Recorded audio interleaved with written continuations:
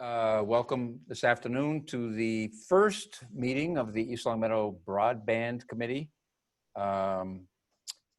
Thank you, Mary. First of all, I guess I'm Don Mackey. I'm the LCAT director in town, and I have been invited by town manager Mary McNally to chair this committee. And I'm just going to ask, since this is the first meeting, for each of you to please just introduce yourselves and say a brief word about maybe what your interest is or how you were willing to agree to be on this committee.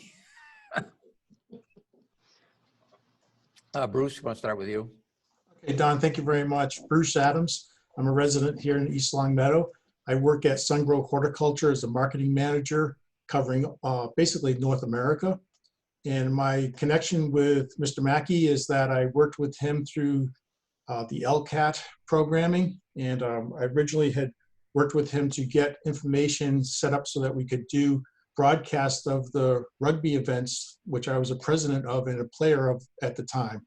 So Don and I have gone back and forth for many years, and I've enjoyed working with him closely on some of my personal projects, but also for the town under the LCAT committee.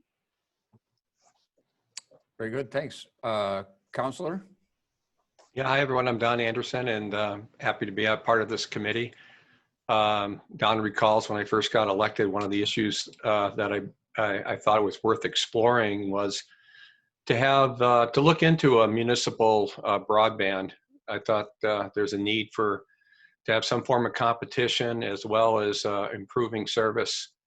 And I'm delighted that at least we're now in the exploratory phases here, being mindful of this COVID world we're in, where people are now working from home. And this is a good example of what we're all doing here, that this event is happening only because we all have broadband available to us.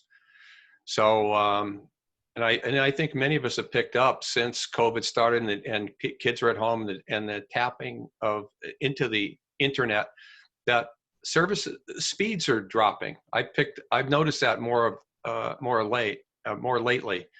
So I think it's great that Don Mackey has spearheaded this so that we can at least do our due diligence to see whether there's alternatives to benefit the people and the businesses here in East Long Meadow. Connor? Excellent. Hi, thank you. I'm Connor O'Shea, lifelong resident in town, and I went through East Long Meadow school systems, and so I worked with Mr. Mackey for many years with LCAT and producing things and doing all sorts of behind the camera work. And I work as a software developer, so it's kind of interesting to see this side of everything and how we can advance technology forward. Very good, thanks. And Mary, I want to again thank you for really being the impetus behind getting this thing moving forward. It's been something that's been on my mind for a long time, and I think we're in a good position to do it. I'm happy to be able to facilitate the movement forward. You know, really my primary goal as the town manager is to just try to improve town services as much as possible, equally across the board. And to Don's point, I think there's some disparity in the community about who has access and how quickly they can access and so on and so forth. So Ryan Quimby, who's I guess going to join us maybe later, had also mentioned the possibility of at least exploring municipal broadband services. So between Don and Ryan, I thought it was very appropriate timing to start to move in this direction. So happy to be able to facilitate it to the extent that I can. And forgive me, thank you. I realize now that you are the real impetus behind this and put it together. So thank you, Mary, for putting this together. Thank you. But thanks. Yeah, all right. So I guess if you'll bear with me, and I did send a fair amount of material or share in the shared drive, some of the stuff that I've been working on over the past year and a half or so. And I guess I want to start by, I don't see any attendees, surprisingly, at this Zoom meeting. But when this gets recorded, I think as we move along, perhaps there will be more interest. Even somebody piped in last night at the council meeting when Mary spoke briefly about this committee starting today. So I do want to make available as much of the information that we find and discuss to the public. I spoke with Mary Race this morning. She's already actually created a broadband committee page on the town website. I have not populated that with any information as of right now, but at the moment, some of the links that I shared are on the LCAT webpage, but I will migrate that over, well, probably not till tomorrow now, but to the broadband committee webpage, because there is a lot of information regarding all of these topics that are that's out there for people to see.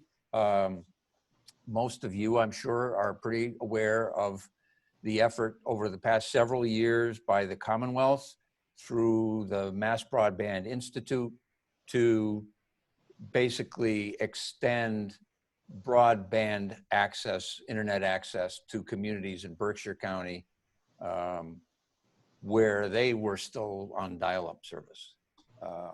And that's been a joint partnership with the cable providers, the municipal entities in Holyoke, Westfield, who actually created municipal lighting plant. We'll get into that legislation to operate basically internet service the way they provide electric service for their communities.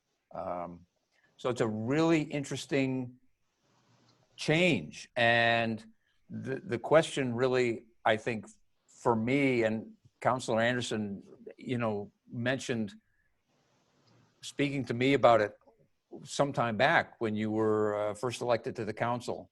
The challenge is determining what are the criteria by which you look at that question and consider what's involved for a municipality to, like East Long Meadow, to essentially compete with an entrenched cable provider who is providing, I think, on the order of 90% of high-speed broadband internet to the residents of East Long Meadow.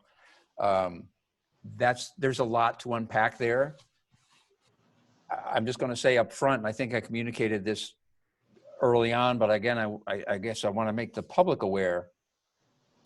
I think the most important thing right now is for this committee to establish a process and a set of criteria by which to look at that question and do the analysis and have that framework in place over time, because the technology is changing extremely rapidly and the timeframes are getting compressed. And what I'm just going to hold this up for you guys, but I shared this document with everybody, this planning for future broadband. And that's probably about 1.5 years old. And I think already some of the information and a lot of the data, and certainly the economic data, is probably out of date at this point. So the question is, using this as sort of a template, how do we create a methodology, if you will, to consider this question in the present or within the life of this committee, but then thereafter, because it may not be feasible for the town to invest and try to compete with Charter for internet service. That we're only going to determine and make a recommendation to Mary and the council based on the numbers. So that research has to be done and that data has to be analyzed. But we also, I think, want to create a process and a framework for that analysis that 2 years from now, the question can be revisited and there's already a process in place so that we're not starting from square one. So I actually see that as the more important thing than getting to one result or the other for this committee to undertake. So I'm just putting that out there.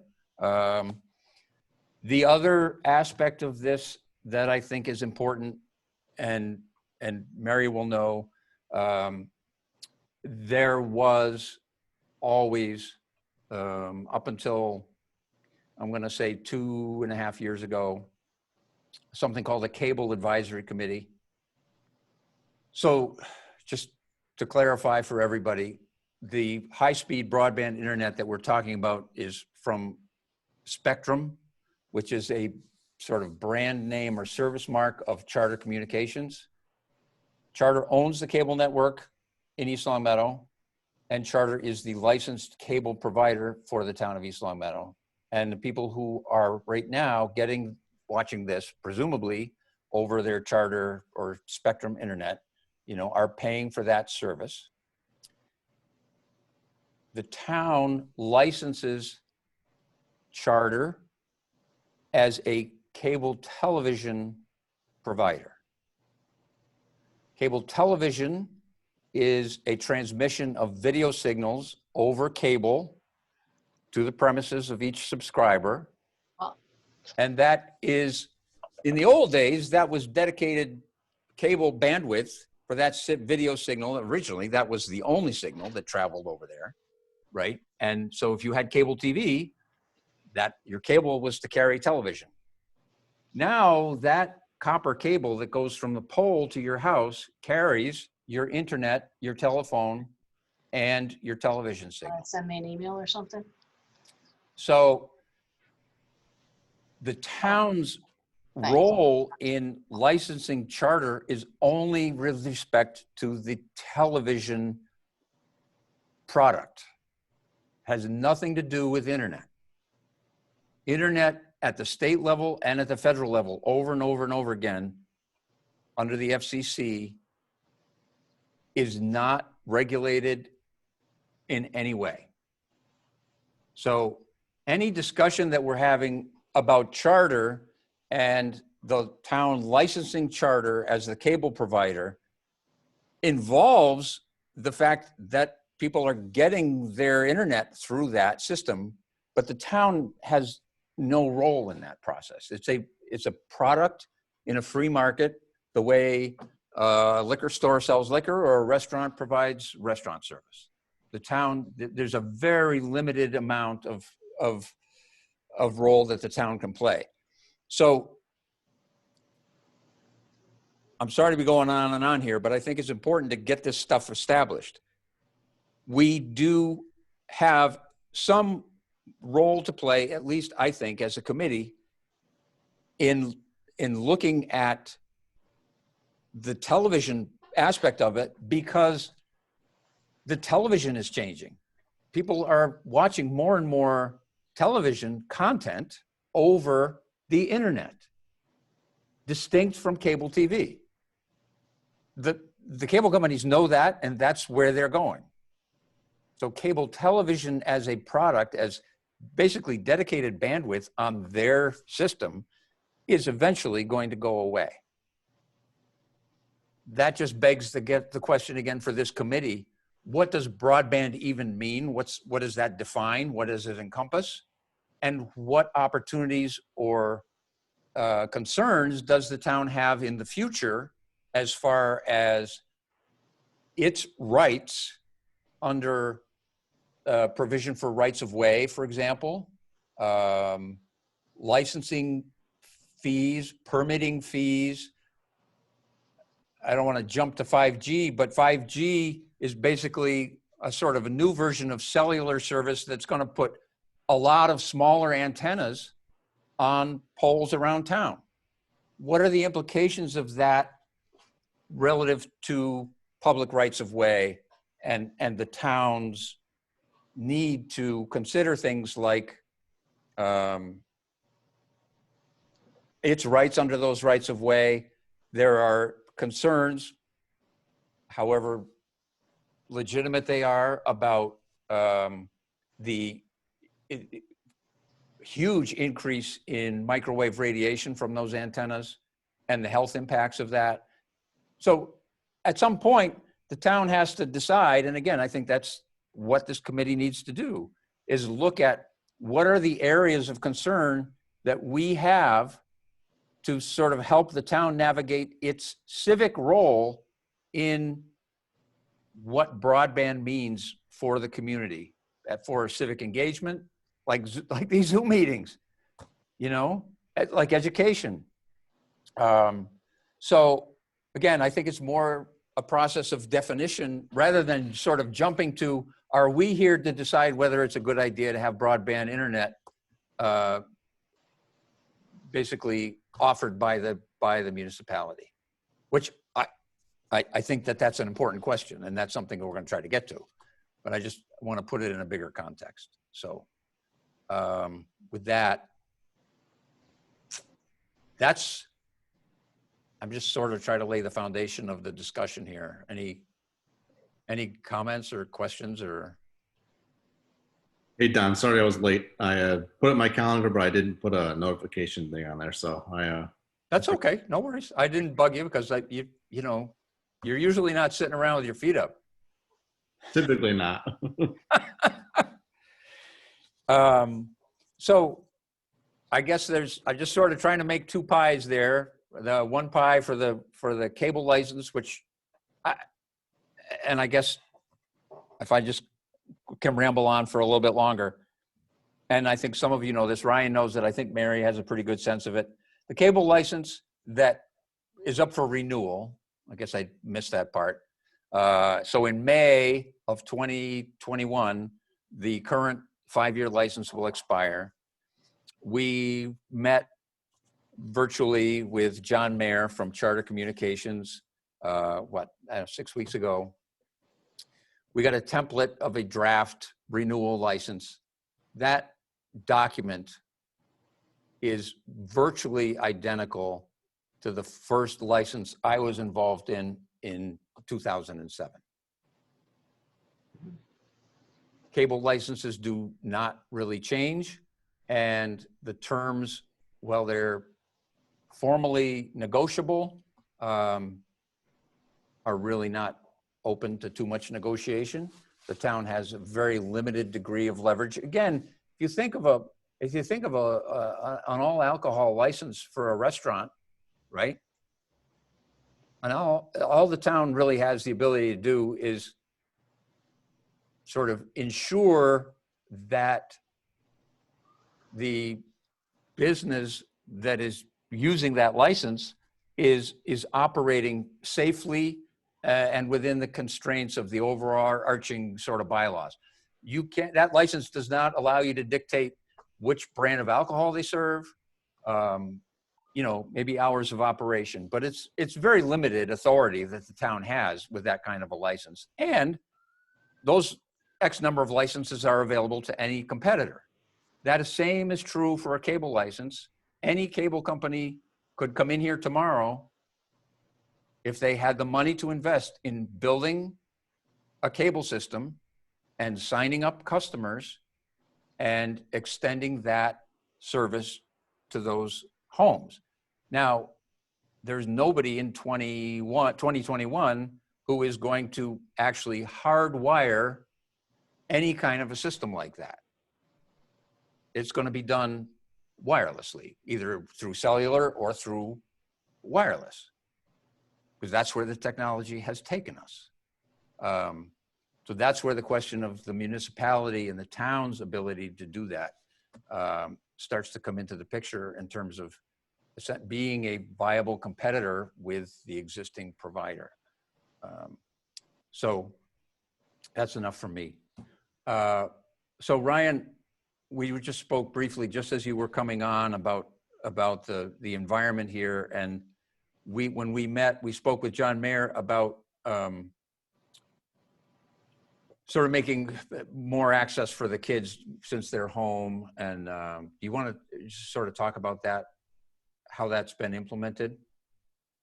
Sure. We sent out, we being mainly the school, sent out surveys for internet needs for families, really shortcomings and issues that they've had. We identified probably 75, I think we had 76 families as of yesterday. We had a latecomer, and basically tried to identify whether it was the affordability, access, or technical problems. The technical problems I handled pretty much one-on-one with each individual family, which was probably 65 of those.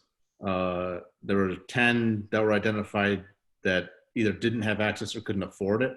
Of those 10, there were 2 that were new construction that just didn't have access to it yet, which was remedied before. It was like the second week of school, I believe it got remedied. The rest of the families were offered Verizon MiFi hotspots, and we've been distributing those in an as-needed basis. We've had some turned back in due to withdrawals, and other families that just ended up ponying up and getting internet either through the charter offer for low-income families or just getting it from some other means directly.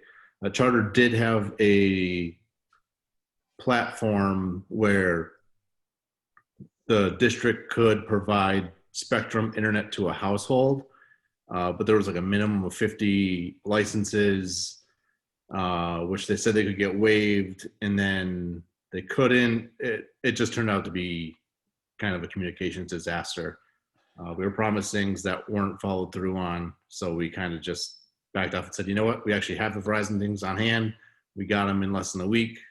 We provided them. They're all locked down, secure, so they should be in good shape.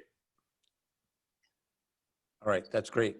So there was, when we met with John Mayer, you know, he spoke about that system where the town could basically purchase those at a reduced cost and make them available to people, but that never happened because of the problems you're citing. Okay. Yeah. So we provide the Spectrum with a list of families in need, and then they go through their vetting process, basically where, you know, if someone has every pay channel, then Spectrum's going to say, okay, well, they're not really in need of you guys to pay for their internet, so they would get taken off. That was the threshold that was ascribed to me. The actual threshold was if they are a current customer or have been a customer within the past 3 months, I think it was, then they could not qualify for the program. So of the 9, I believe, families that we submitted to Spectrum, they came back and said only 2 were eligible. So that's why we just transitioned to the Verizon MiFis. It was just easier for us to hand those out, assign them to the families, and then let them have those devices and not have to go through the Spectrum process. Are you aware of sort of any kind of outstanding issues with any students in town right now as far as accessing what they need for school? I'm not. There's one student we had in one school. We're still waiting for them to come pick up their device, the MiFi device. But what they've been doing alternatively is the school itself has a room set up for that person that gets internet access there, and they're monitored directly in the school. All right, I was just curious. Yeah. So other than that, we're in actually really good shape. Do you, I don't know, do you want to sort of talk about your sort of perspective on where we are? I mean, you missed fortunately, you missed my long-winded introduction about all of this, but with respect to I think the question was, call it the elephant in the room of municipal broadband. I know Wilbraham has a broadband committee. I've been on their website, but I think you probably have more direct contact over there. That sort of seems to be in limbo. What's your sort of thought process going back, right? I mean, we've talked about it in the past, where you think we are and what you think is a reasonable assessment of the present, like sort of the scope of the fiber network that the town has, how extensive that is, and kind of sort of your vision of if that were to be built out or implemented, what that might look like. Not So- in detail, but just general. So our fiber network, if you look at the town, is kind of a square shape. The fiber network kind of is like an X across the town. So it goes down the major roads to pick up the senior center and the schools. The majority of our municipal buildings are on there. The issue is it's not really enough saturation to do any type of residential build out. We would have to come up with a full plan for residential build out, which would be the biggest hurdle would be getting the poles on town in order to get the fiber run around town. And then obviously the question comes down to what does the internet look like in the future, internet access. Right. With 5G coming out, it's going to be a pretty big game changer. You know, when you first had internet, dial-up internet with like AOL, you paid for the minutes. So right now, a lot of cellular plans are unlimited data, albeit they'll have a restriction. If you have a certain amount of data, they might throttle you down. But with 5G, those speeds are going to be a lot faster, probably faster than most people's home internet speeds they have now, but you still can have those data caps. But who knows, you know, the future, it's going to boil down to, you'll have more choice in vendors. You'll have options to have no data caps. That's where it's going to come down to for future internet. The thing is with 5G, all those 5G antennas don't communicate wirelessly to each other. They have to be on fiber. So there's the question of, in order for any provider or operator to install those antennas and make a functional network with those antennas, they're going to be essentially going overhead or digging up streets or whatever. And so, I mean, to some extent, it's not, so there is going to, I guess, essentially be a new network created that way. Right. It's not going to look like the current cable network. Right. AT&T's been behind the fire department upgrading their tower for the last 3 weeks. The difference too with 5G versus our current 4G or LTE is with the higher frequencies, the range is a lot shorter. So with the higher frequencies with 5G, they have what are called microcells. So you have a much higher need for microcells. So right now, you know, we have a tower behind the fire department. We have one in Benton. There's one right over by me over here in Hamden on Allen Street. You're gonna have a lot more smaller ones that are gonna look kind of like a bathroom trash can, almost that size. You'll see those. I mean, I see them now on just telephone poles. And presumably those operators are going to have to lease that space from whoever owns that pole, either Verizon or the National Grid. Right. Yep. And if they don't have a fiber path to it, then they would have to lease that fiber to talk to that trash can. And the revenue to the town from any of that, from the pole. So let's say Verizon owns a pole on Shaker Road.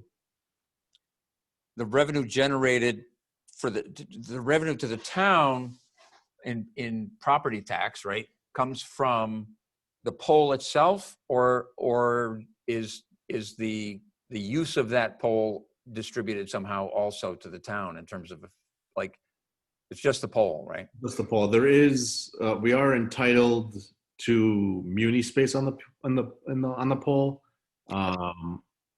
It's can be a pain to use it, and we can't use it for any type of service that we would sell. So like we can use it to talk to a building or to run fiber to a building that we don't currently have on our network.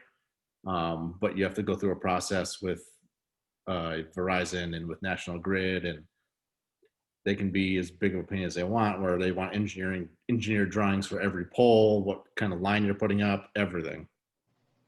But your comment just a minute ago that you can't use it for any service you would sell, that would preclude using municipal space on those poles to essentially compete with Charter. Right, we couldn't. We would have to buy out the poles in town.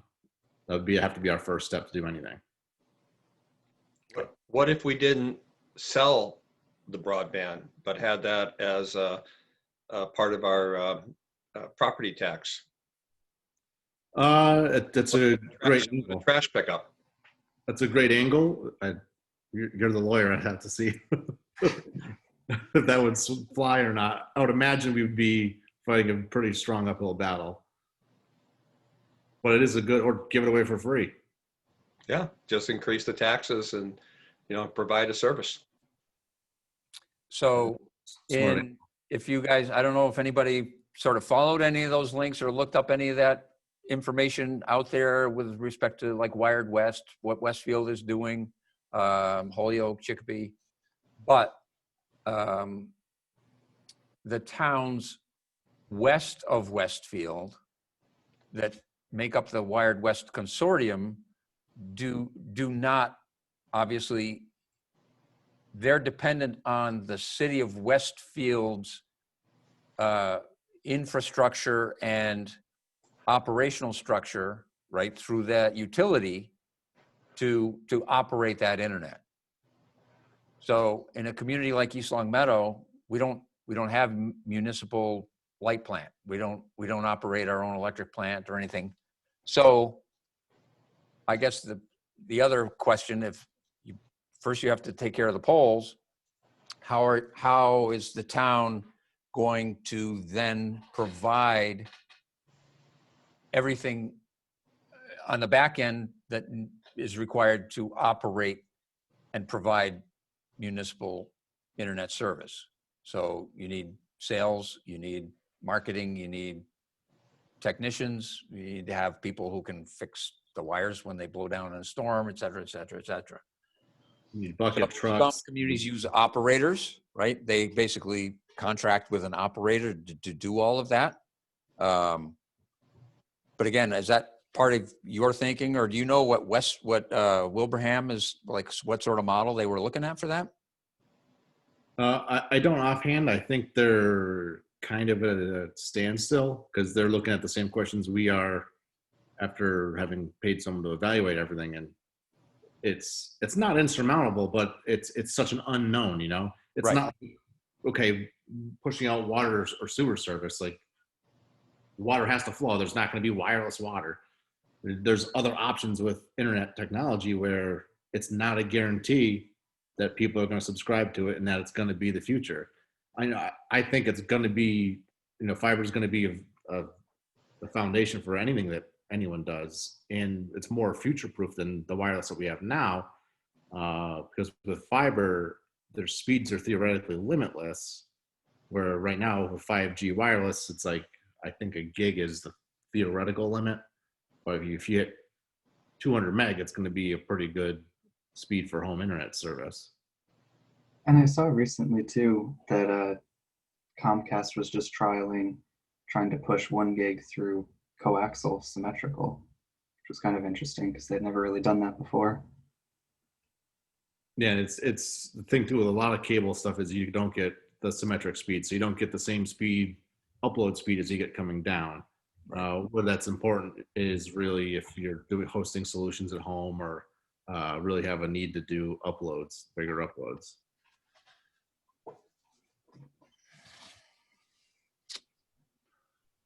Just a question, if I can. Ryan, like in our current town fiber network, like, is there a particular like utilization of it, like percentage wise, or is there still like a lot of capacity? There's still a fair amount of dark fiber capacity. A lot of it's not spliced.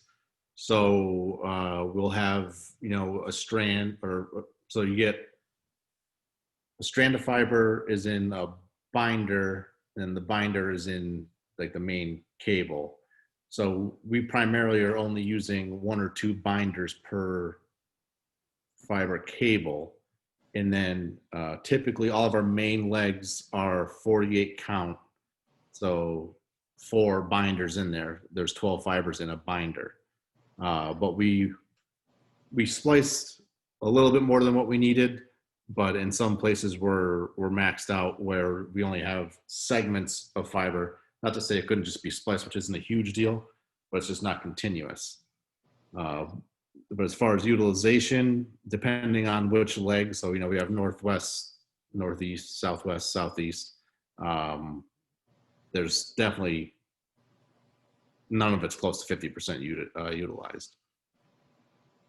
And even if we needed more fiber, then there's what's called WDM, which is essentially just using different color lights. So, you have the police department on blue light and you have the fire department on a red light, and then you can the guys run on the same fiber and it does not affect each other at all. That's amazing. That's so cool. It's crazy. So if you translate that to sort of hypothetically, would the available dark fiber be adequate for the need if you basically had 60% buy-in from East Long Meadow residents for a municipal fiber product, our municipal internet product, right? Would that would handle that number of subscribers? I mean, I know you're nowhere near getting it to the house, but We would probably have to add, since we already have, so that the expensive part would be having the pathways, which we have. We have all the pathways that are there. So we can pull new fiber in there for, the fiber itself is not super expensive. okay. Or it would be more economical for us to pull like 144 strand fiber down our main legs, because we added extra conduits in all of our main legs when we did the installs. So we have spare space to grow. And So it's not like you have to redig everything up again just to. exactly. Yep. So we could pull 144 count or 256 count fiber through the conduits, and those could be our main trunks. Gotcha. So I was just trying to conceptually get an idea, because when 2006, when that thing went in, the idea at the time of how much, what that dark fiber represented in terms of the amount of data that was potentially able to go through it, and now just sort of thinking of this problem, well, it wouldn't quite be enough. We'd have to replicate in terms of physical fiber. That's just, to me, it's just a way to sort of visualize how much data is growing, right? Like how the demand is just insatiable. That's not going to stop. No, and really, to do it the right way, it would be kind of probably like a build out like the sewer system, where you have mini pump stations in certain areas. So we would have our main legs. Yep. That would span out. Then however many houses we can send to like a substation, they would go there. We would splice it there. They might go through some sort of network equipment there, which would then come to a central hub and get out to the internet through that way. There are technologies out there to put multiple houses on a single strand of fiber. I don't think they're super future proof, where if we had at least a single fiber per house, then, like I said before, you can have a red light, a green light, a blue light, and each one of those could carry 100 gig communication. Okay. Well, so we're at 3:43. I guess the first thing I meant to ask at the beginning, Connor, you're an experienced board member. Would you be willing to be the clerk here and take minutes? Sure. Or, I mean, you just watch the recording when it goes up, and that would be great. So what's your sense for how we should approach this? I think, Ryan sort of created a sort of illustration of the physical network. My sense is using this document as really just kind of a template for how to break all the issues down. Basically, just go through this, unless somebody has and I would encourage that we find something that's more feasible. But I think there's a lot to get our heads around, and to be able, again, to do the analysis, to collect the information, to see where the costs are, what that entails. And and develop an analysis tool first, and then run that analysis tool to get us some sort of an answer for the present about, is this something that makes sense for the town to do economically, financially? What kind of a burden does it put on the town 5 years from now, 10 years from now? Does it generate enough revenue to justify it? Does it not? Do we do it anyway? All of those questions, I think, need to be included in some sort of an analysis tool that gets us there. So I'm really depending on you guys with your various expertise to put some thought into, you know, how we approach that. One more that thing, make sense? if I could add real quick, Don, just as kind of an ancillary benefit to this that I think would help sell it if this was the route we were going to go, is in that municipal light plant process, if we bought the poles and everything, and we actually were going to do our own internet, I think a precursor to that would be having our own power company, basically a reseller. So then we would support national. Mary likes that idea. Yeah, That's 'cause why I thought we- this was good to do this, right? Because like this is not. it's not a small undertaking by any means. No, it's not flipping a switch. Don Anderson? Yeah, you got me thinking. I mean, you brought up a point that I never considered, is that the cable contract is for cable television, which means that we do not have an exclusive license for broadband or internet for any provider in East Long Meadow. We don't have an exclusive license for cable TV either. It's Well, not they- exclusive. You're right. I'm sorry. They're preferred because they own the equipment. If they leave, they give a right, in theory, to rip their equipment out, right? Right. And then who'd want to come in here and rewire it, if you will? So the thought I was wondering is, we have something that we can bring to the table with the, with the fiber system that we have. What about working collaboratively with a company like a Verizon or a Comcast or Cox or someone to say, listen, we will work collaboratively with you. You will be the provider over here. You will have access to this. It belongs to the town and the people of East Long Meadow, but you're going to pick up thousands of people that as customers that you would not have had access to before. I don't know if that's ever been done even. Yeah, I think so. Verizon was running, they were all hot on running fiber everywhere. And they kind of got, I don't even think they made it to Worcester from the Boston area where they kind of just stopped because. I talked to somebody from Verizon a few years ago, and this FiOS thing is just way too expensive. Yeah. Versus the return. I was just thinking if we could work with what we have and they have. It still, we maintain control, but they'll pick up a license for being the company to service and offer to the people of East Long Meadow and the business of East Long Meadow in competition to Charter. I don't know if it's been done. I don't even know if that's something they're interested in, but just a thought.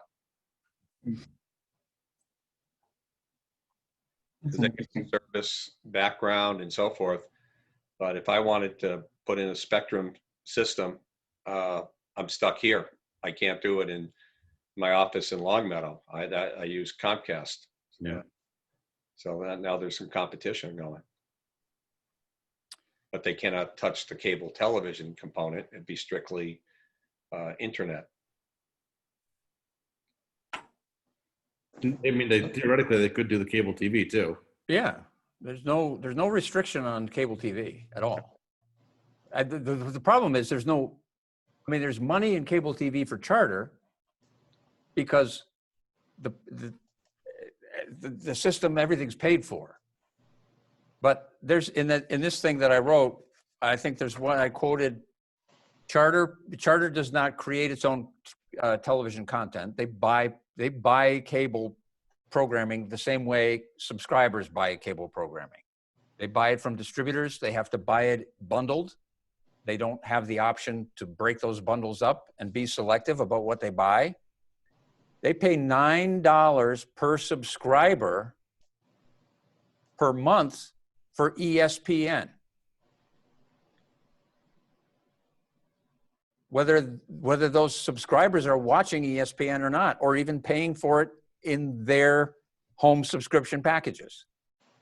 So the cost to operate cable television for a company like Spectrum, the economics are rapidly going away with people migrating over to the internet, where they can have complete control over what they watch through Netflix and other things like that. And they're still charging for the bandwidth that people are using to do it. So the economic model is completely changing. The idea that anybody who's going to come in here and try to offer television programming is, it's like somebody coming in and offering a better buggy. Selling 8 tracks. Yeah, it's a 8 tracks, right? It's just not going to happen. Hey, Don, can I ask a question to Ryan? Ryan, as I listen to your vision about what the future looks like, it sounds to me that we're mostly underground for the town. Yep. We're going to have to get to the real estate on those poles somehow, some way, eventually. But Right. the top of that pole is going to be the most expensive part, I assume.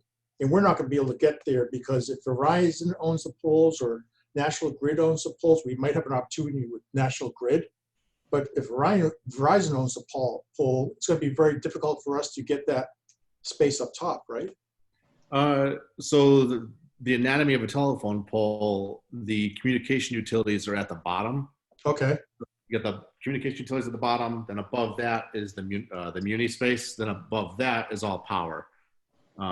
So you get your regular household feeders, like the 220 that feeds our houses, and above Right. that, all the high voltage stuff.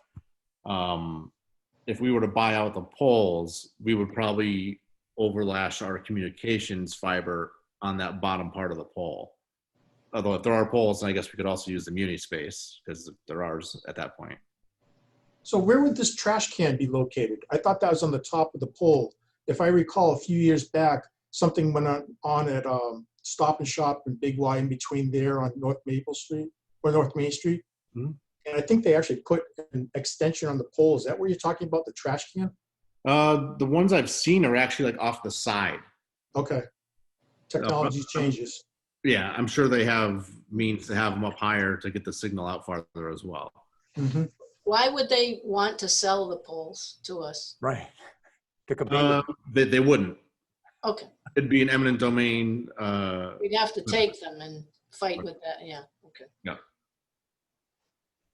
Yeah, they definitely would not want to To sell. make the money that we're talking about, we would have the pole and we would make the money. So Right. They're not gonna wanna give that up, right? Right. Okay, And you still have to have a sufficient market penetration with new customers who are so unhappy with Charter.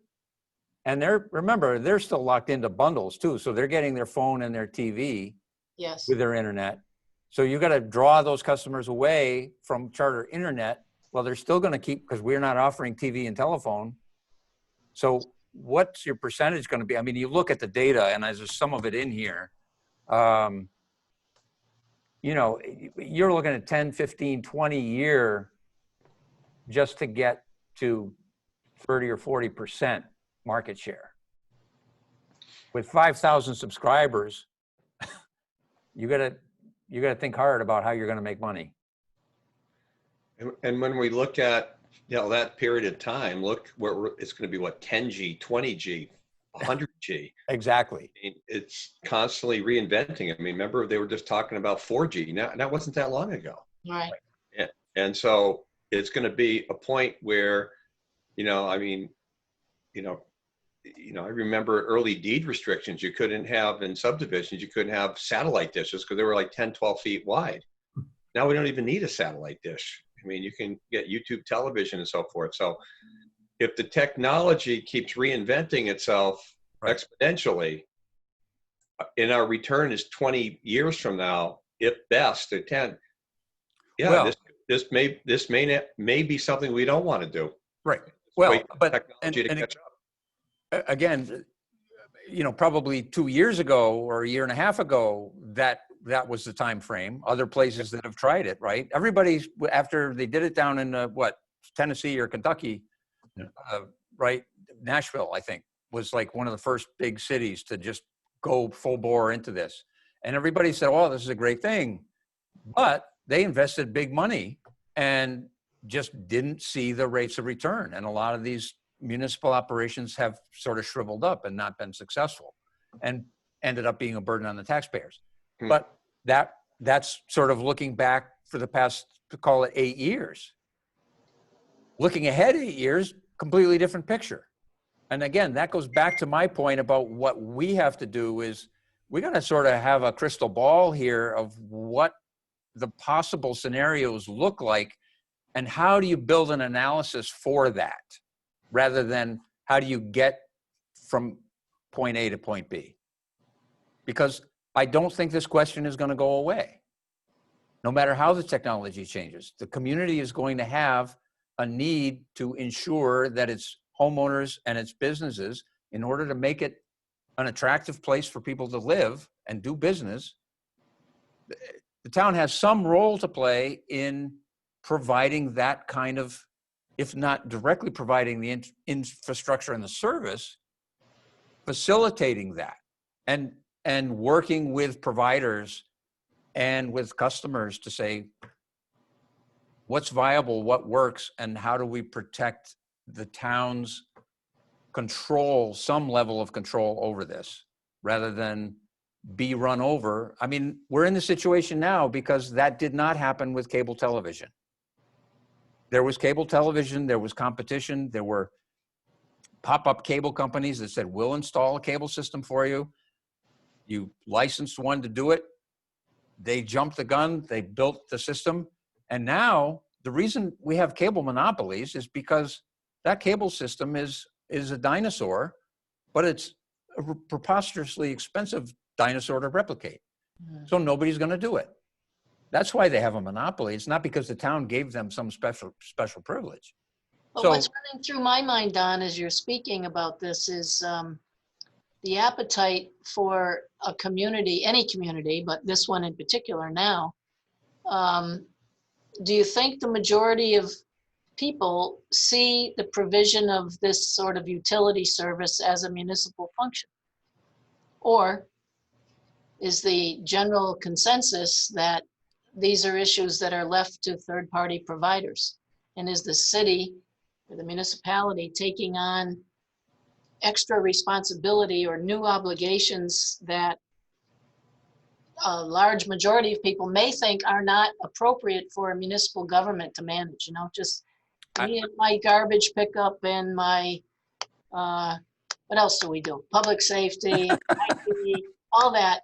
And those are the boundaries within which we live or what we expect. right. I don't know the answer to that, No, but I don't either. But it is an essential question, sure.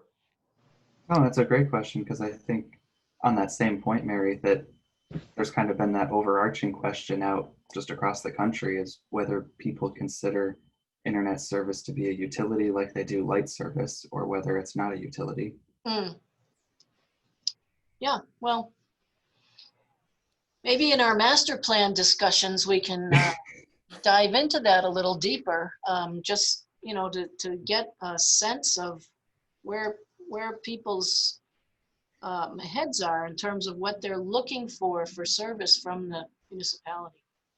Yeah, I mean, my sense, sort of just dealing with the cable television, but the fact that because the internet bills have gone up from Charter, I mean, the cost of that service continues to go up. Right. And people complain about it, and they complain to the town about it. They call, you know, your office, and then they call me. I think the primary concern in this community is they want the service to work and they want the price to be stable. I think if the town could offer reliable service at a stable, fair price, they would think that makes sense. If, in addition to doing that, their taxes go up to pay for it, they would think that's a stupid idea. I mean, right? I mean, I think that those are the criteria that people are going to use. And again, it just goes back to the economics of really all they want to do is be able to click that mouse and get to where they want to get to as fast as possible. That's it. Don. This was a great meeting, and it still is, because we're going to continue, I guess. But I learned a lot, and and the biggest difference between me in 2016 and now 2020, aside from getting 4 years older, is the technology has grown so quick. In 2016, the question that has been posed is this a utility? And I think the answer is it is. I can just speak just recently as last Friday, where in my law practice, we lost temporarily internet. We were dead in the water. We could not send out closing disclosures. We could not, file documents electronically, because with COVID, we cannot go to the registry of deeds. You have to e-file. We couldn't deal with emails. We couldn't deal with anything. So my business was effectively dead in the water for a couple hours, and so and the same holds true with students here trying to learn. And imagine, the town of East Long Meadow, if we lost total internet and broadband for even a few hours, and how dependent we've all become. And it is a necessity. However, the technology is kind of moving in a different course. In 2016, we did not have the potential for 5G. We were having 4G and so forth.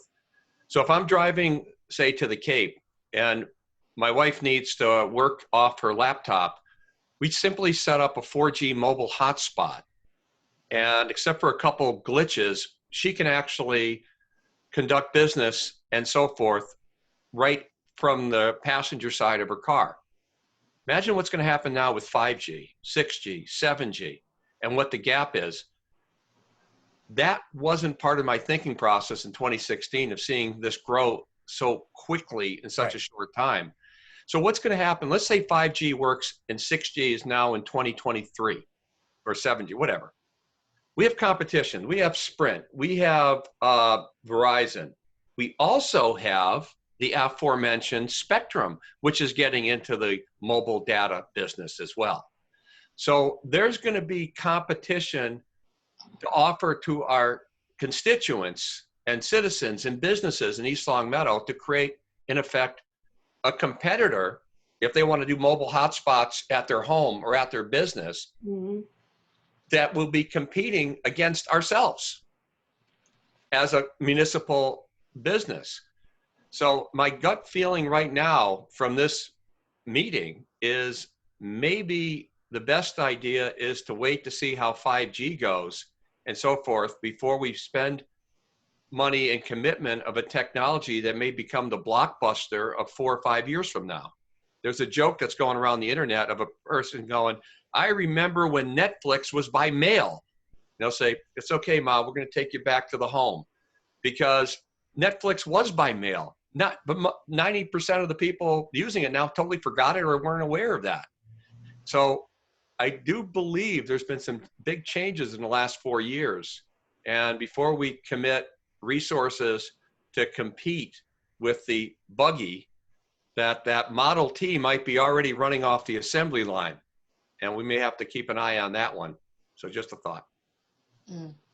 So I'm going to run because I've got another meeting to host coming up. But so again, just to, I guess, reiterate my thought that I think that's true. I think if you read through that planning document that I put together last year, that's sort of the conclusion that I come to personally. I don't think that should be considered a recommendation.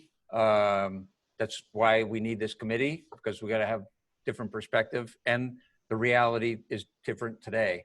I do feel very, very strongly, in case I didn't make it clear, that one important function of this committee is to put aside the question of whether we do municipal broadband or not, and create a tool for the future that allows that question to be revisited as technology changes in a productive, efficient way. And I think we can still do that.